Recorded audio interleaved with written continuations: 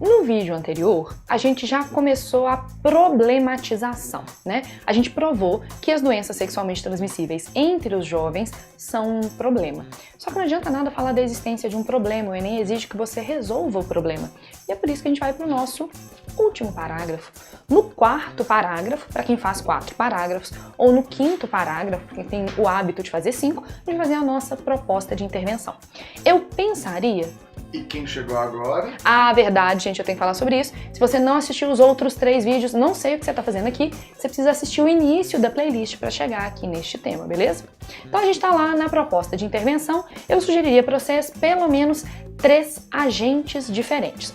Obviamente, se eu pensar num agente governamental, eu tenho que pensar no Ministério da Saúde.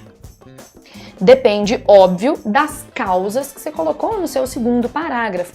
Mas, considerando que a gente criticou as campanhas midiáticas feitas pelo governo, né? A gente falou que a linguagem não é próxima dos jovens, a gente falou que a mídia utilizada não é próxima dos jovens, a gente poderia pensar aqui numa modernização das campanhas.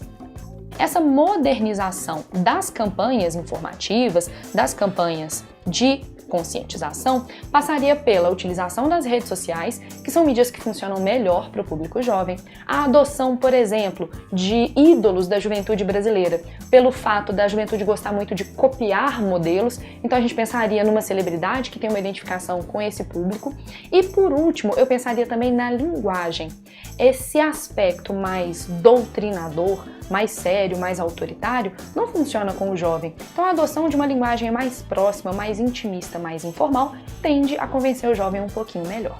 Beleza, esse Ministério da Saúde pode investir nessa modernização das campanhas. Além disso, a gente pode pensar também na elaboração de alertas sobre o aumento das DSTs entre os jovens, né? Vários jovens não sabem que estão em risco. E às vezes, mostrar para eles que esse problema tem se tornado mais frequente nessa faixa etária faz com que eles adotem uma conduta sexual mais responsável.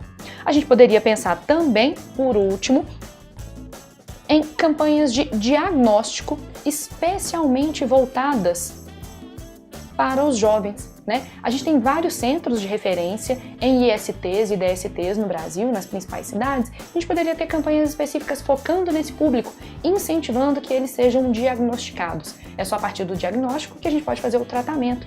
E, em geral, o jovem não diagnosticado tem um comportamento ainda mais irresponsável sexualmente falando. Só que não é só o Ministério da Saúde o grande responsável pelo problema. A gente pode pensar também que existem várias ONGs ligadas à questão sexual ou ligadas ao público mais jovem. Essas ONGs, por exemplo, podem investir na elaboração de palestras, debates ou mesmo campanhas midiáticas focadas na desconstrução de mitos sobre sexo, sexualidade e doenças sexualmente transmissíveis. Eu já escutei alunos, por exemplo, falando que na primeira relação sexual a chance de ser contaminado é menor. Na verdade, não. Meu Deus! Meu Deus! As pessoas estão um pouco loucas. Então a gente pode falar da desconstrução desses mitos entre os jovens. A gente pode falar, por exemplo, no investimento em informação. Beleza, só que no final das contas, a gente tem que pensar que a grande responsável pela educação dos jovens, né, a instituição que está mais próxima dos jovens, é a escola. Então a gente pode pensar também como agente escolas ou o grande organizador das escolas brasileiras, o Ministério da Educação, Ministério da Educação e Cultura.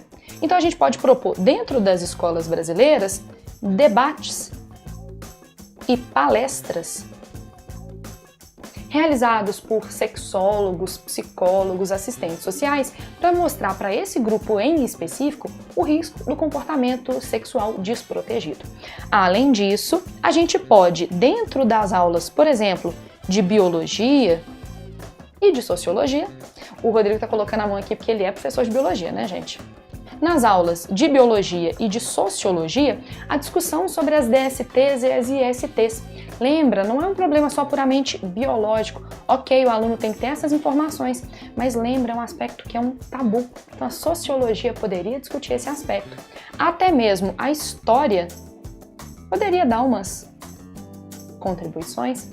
Pensa, por exemplo, se a gente não faz um estudo sobre a história do sexo, a evolução do tabu da sexualidade. Então, é uma proposta interessante. Espero que esse comentário tenha sido útil, espero que você goste da estrutura que eu disponibilizei para você e, por último, né, vem 1000!